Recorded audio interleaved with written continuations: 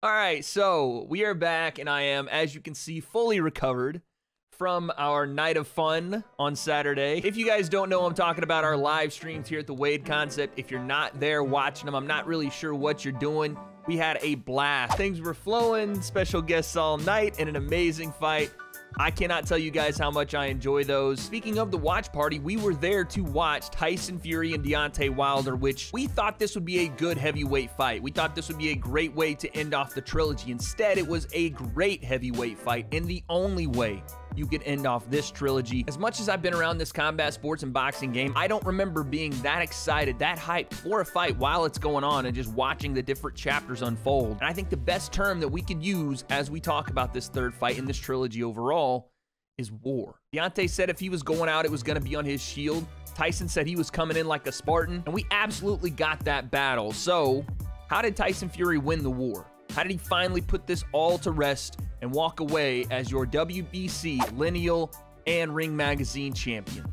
The breakdown, let's go. All right, so first off, I want to make sure that we talk about what it meant to both guys coming into this fight. Deontay Wilder, yes, he had the excuses. He had things that, we didn't agree with here in the community, and a lot of the boxing community didn't agree with. And sometimes fighters have to do that. They have to convince themselves there's reasons beyond their control that they lost the previous fight or that they didn't perform in the way they wanted to. And that does help mentally psych them into whatever it is they want to do. Now, in reality, the complaints weren't the most valid, but we saw Deontay Wilder that did come in a little different. He came in heavier, he looked big, he looked strong, and the strategy was a tad bit different, at least early on. You saw Deontay Wilder in a great first round going to the body, the jab to the body, the right hand to the body, trying to zap that energy from Tyson early so that hopefully, should he had landed the big shot later on in the fight, that Tyson wouldn't be able to get up from it. He was on the front foot in the first round, leading the dance, standing middle of the ring, and again, popping out the jab, working the right hand to the body. Everything was in tight. There was no wild shots, and that was a good round for Deontay. I thought he won that, and it was a great way for him to start the fight. And then we had Tyson, who came in again heavier than his last fight, 277. I think this was the heaviest that Tyson has ever weighed when he fought. And again, while he didn't win the first round, you saw exactly what they wanted to do. They wanted to come forward.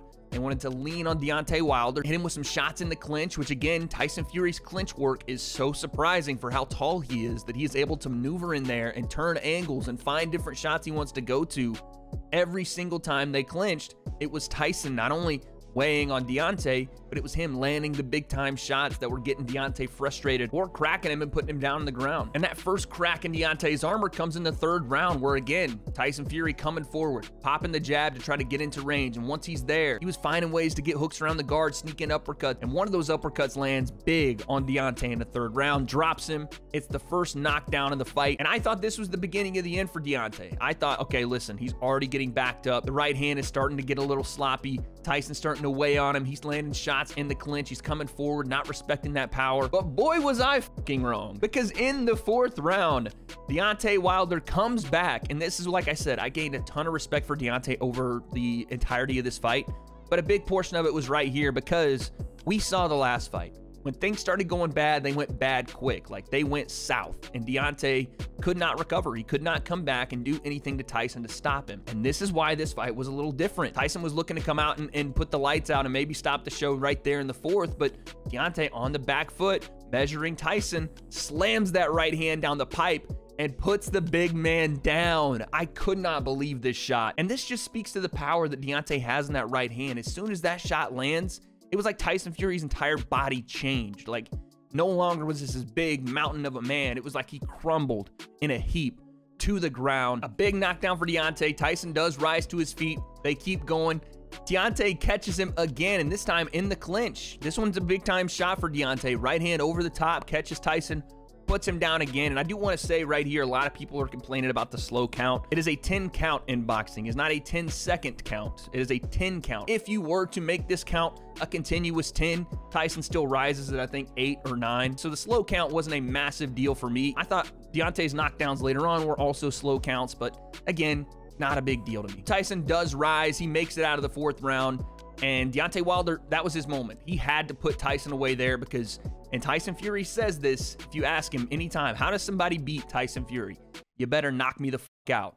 Otherwise, Tyson's going to find a way to either outbox you, game plan strategy, or just big man you. And that's what continued to happen for the majority of this fight. Tyson was big manning Deontay Wilder over and over and over, just pressure, forward, clinch work. With the big dog mentality that Sugar Hill has put into Tyson Fury, he was coming out to find a way to finish this fight. And while it wasn't the most powerful shots that Tyson Fury throws, we know this, he's still not going to be a one-punch knockout artist. Those shots that he accumulated over the next 7 rounds were just too much for Deontay Wilder. And it really shows in his clinch work. It shows when he's there, laying on you, then stepping back, boom, boom, over the top, getting back to a safe position. It's really, really effective. And if Deontay Wilder, the most feared puncher in the heavyweight division, maybe in the world, is not going to get Tyson Fury to stop walking forward because of the shots he's landing or because of the fear of that big right hand continuously, even after he puts him down twice, I don't know who's going to stop that kind of Tyson Fury. I'm going to let you know now. I don't know if Usyk can stop it. I don't think AJ's stopping that. I don't know who can stop that guy. But anyway, as we got into the later rounds, Tyson Fury just started to dominate, just exert his will. It was almost a matter of when, not if, for Deontay Wilder, and we saw that win as we got into the 11th round. It was inevitable that he was going to gas at some point if he could not keep Tyson off him with the jab, and the body work was completely gone from Deontay. He wasn't really looking to touch Tyson to the body anymore. And that was another big problem. Deontay Wilder, the Bronze Bomber moniker, has always lived and died on that right hand, and it's put 41 guys down. No one could touch him. No one could get past it. You might be able to avoid it for 11 rounds, but in the 12th, he'd get you.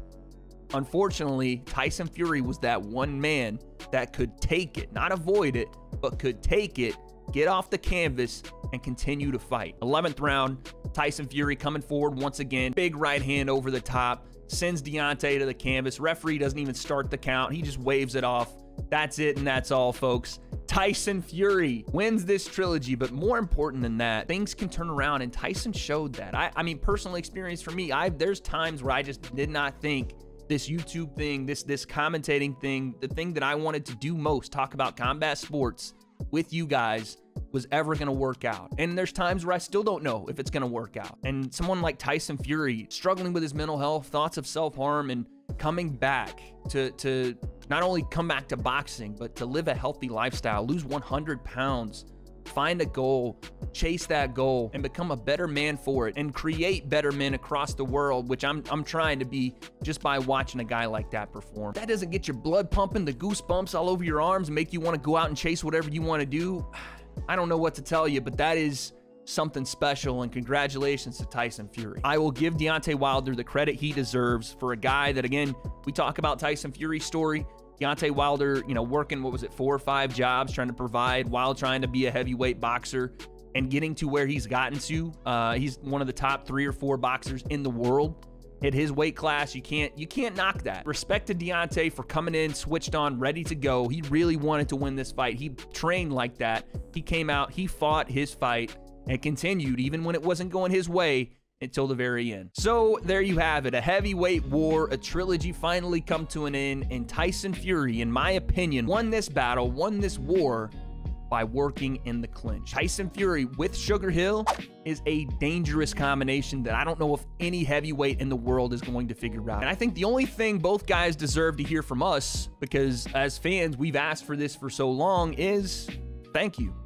Because heavyweight boxing is back. So as we leave off, guys, I'll leave the questions to you. What did you think of this fight? What did you think of Tyson's almost double down, Kronk style, forward walking, pressure fighting, Sugar Hill saying, knock this motherfucker out? And what did you think about Deontay Wilder's performance? Like I said, he came for a war. He fought in that war, and he just unfortunately lost. Let me know down below, and as we head off, the question remains, who is the best heavyweight on the planet? Tyson Fury just made his case. Usyk's out there. AJ needs to find a way to get back in that conversation, but sometime in 2022, that unification bout probably happens, and who wins?